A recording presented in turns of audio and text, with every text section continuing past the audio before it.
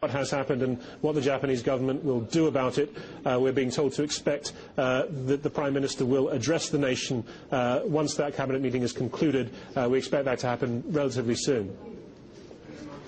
Okay,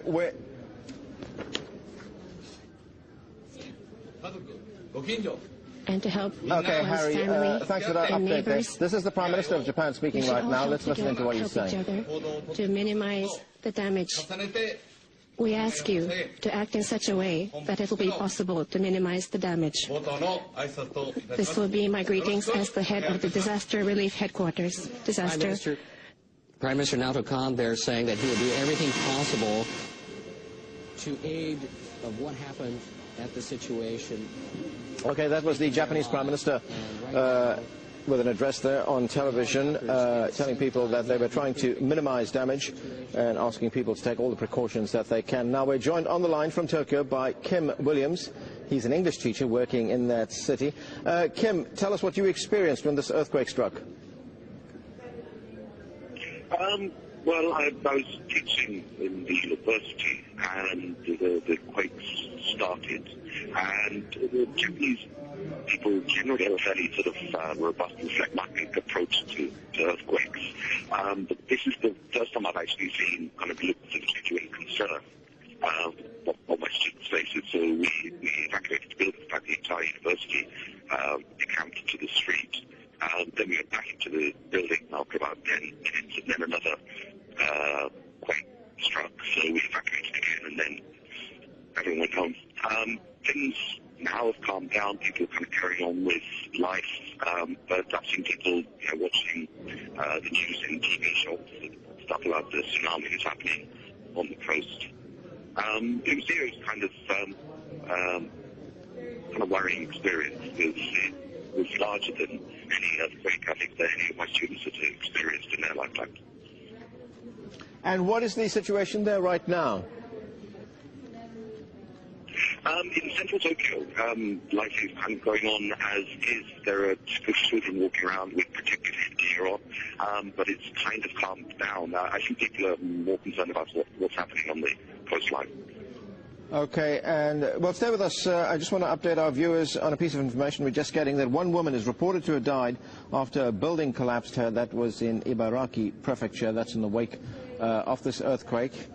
8.9 magnitude earthquake, which has struck off the east coast of Japan, and that report coming to us from Japanese television, the network NHK. If you're still with us over there, you said things are going on as normal in Tokyo. Are people returning to their offices? Are they continuing to work? Are they returning to their homes?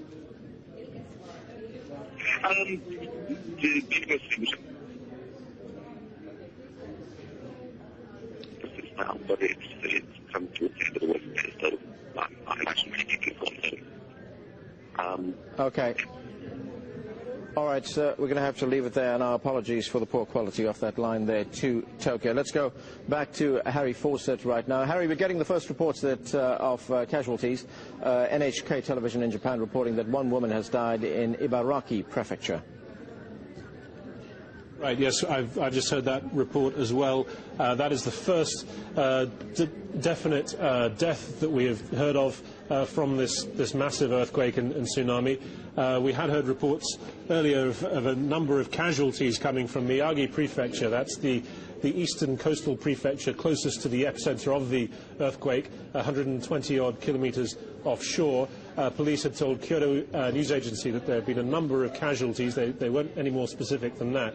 The other definite report we'd heard of injuries came from a graduation ceremony at a Tokyo university where 600 students had been at that ceremony, and the roof caved in. Again, the fire department reporting a number of casualties, a number of injuries, but we weren't told any greater detail than that. But as you say, we can now report that one woman has been killed at least by this earthquake. And we just heard from the Japanese Prime Minister there, addressing Japanese on television. We're also getting a report that the Japanese government, I would presume, has put together an emergency team. I guess this would be the team that will coordinate all the rescue efforts and damage assessment efforts that are going on right now. That's right. A number of governments worldwide have a special emergency cabinet which will be convened in times of serious difficulty such as this. You're looking there at coastal towns swamped. And so, yes, that emergency cabinet meeting is, we're being told, underway at the moment. And the Japanese Prime Minister is expected to address his people, address the nation, once that cabinet meeting has been concluded. And so long prepared wishes that these preparations would never have to be put into place, but at least they are there. And this emergency action will be they will have been waiting to enact these emergency preparations, and that's exactly what they'll be doing now. We just spoke to one of the residents in Tokyo there. That was Kim Williams, who is an English language teacher there in the Japanese capital, telling us that life is slowly returning to normal, that people are returning to their offices, returning to their homes. Does that surprise you? It does a bit. Obviously, not having felt this earthquake myself, but looking at pictures of people at the very moment it struck, the sheer power of it, and the fact that so much of Tokyo, in terms of the transport network, was shut down, 4 million homes without power. It's certainly been felt, the impact of this earthquake, very strongly in Tokyo. People were rushing out into the streets trying to ensure their own safety and get out of potentially damaged buildings. And so the idea that they're now re-entering those buildings and getting on with their normal work day does seem extraordinary. But I suppose you can just say it's testament to the fact that Tokyo is so well prepared and that its buildings are so well designed to absorb this kind of impact. Okay, Harry, stay with us on the line now from Raglan in New Zealand. We have Dr. Jose Barrero. He's a tsunami scientist. He joins us there from New Zealand. Sir, what kind of tsunami warning would be issued now for that whole area around the Pacific Rim? Yeah, the whole Pacific Rim is on a tsunami watch and warning status right now. It is definitely it's a severe event. The magnitudes were increased rapidly from the very first reports that came through up to now we're up to around 8.9, which is indeed a large event. So it's definitely we've seen what's come out of Japan. Actually, I'm sort of at a bit of a disadvantage because I don't have a television, so I can't see the reports coming in. I'm watching some on the internet, but it's hard to see. And given what's happened in Japan, we should definitely keep aware of it. There's a lot of travel time until the first waves reach Hawaii, but the real-time buoys located in the Pacific have recorded this event, and it's on the order of 1 meter in the open ocean at this point in time. Now, the fact that the epicenter of the earthquake was relatively close to the coast, about 125 kilometers off the coast, and was also in relatively shallow water, about 24 meters deep, would that generate a bigger tsunami wave or waves, or would they be less? Would they be much lower? The fact that it was a shallow earthquake makes it worse in terms of the potential for tsunami generation, and that was one of the first things that actually perked my ears up when I saw the initial reports. Now, the initial reports, of course, the initial information about depth is usually not very well constrained. The information that comes out in the first few hours after the event until more data is processed, but the fact that the initial estimates put it so shallow is a cause for concern, and it will be a tsunami has been generated, and yeah.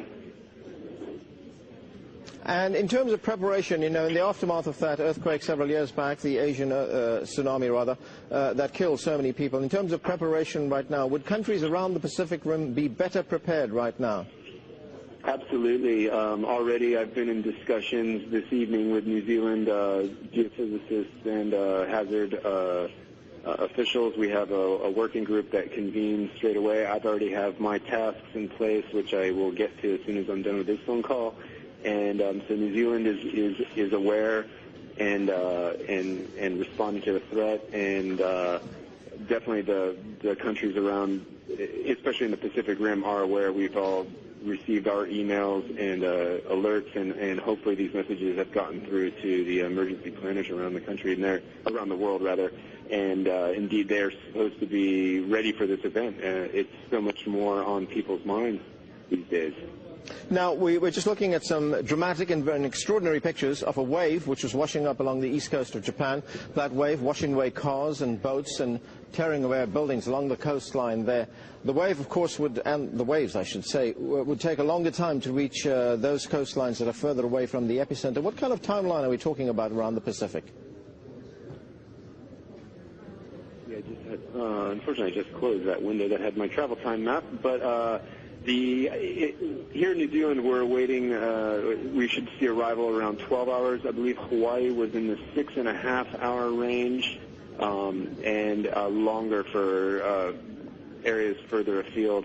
But I believe the Marshall Islands I was looking at were in the 9-hour range, and those are the sorts of distances or times that we're looking at. So in New Zealand, if you're talking about 12 hours, presumably New Zealand will be well prepared for something like this. Yeah, well, definitely New Zealand is prepared. The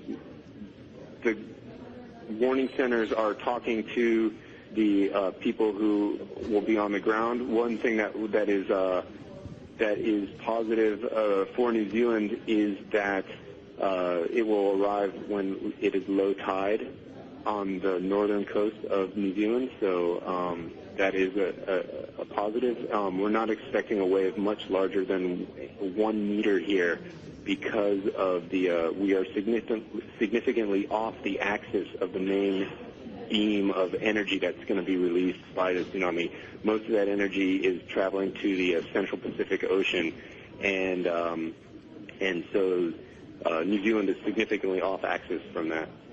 But still, 1 meter could do significant damage to towns and cities along that coastline. Not really, no.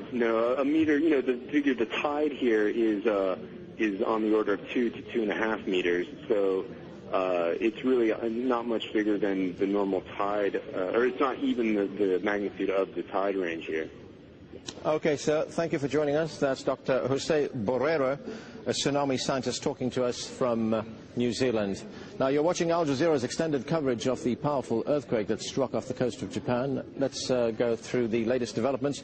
The U.S. Geological Survey are saying it measured the earthquake at 8.9 magnitude at a depth of 24 kilometers. That's regarded as a shallow depth where major damage can be expected. It was centered off the coast 380 kilometers northeast of the capital, Tokyo.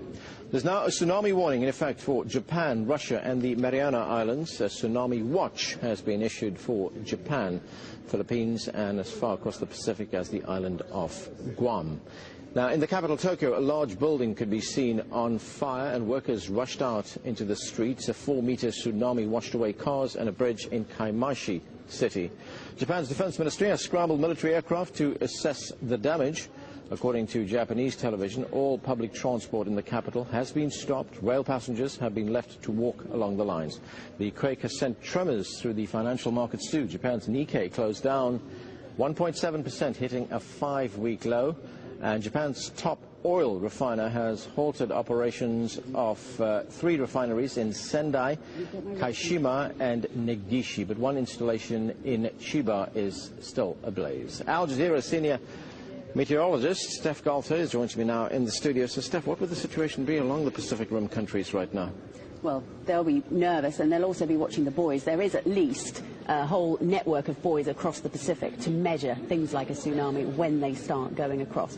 So at least places further away will have more warning. That's the thing that we can at least get some kind of comfort from. But for Japan itself, it's a devastating earthquake.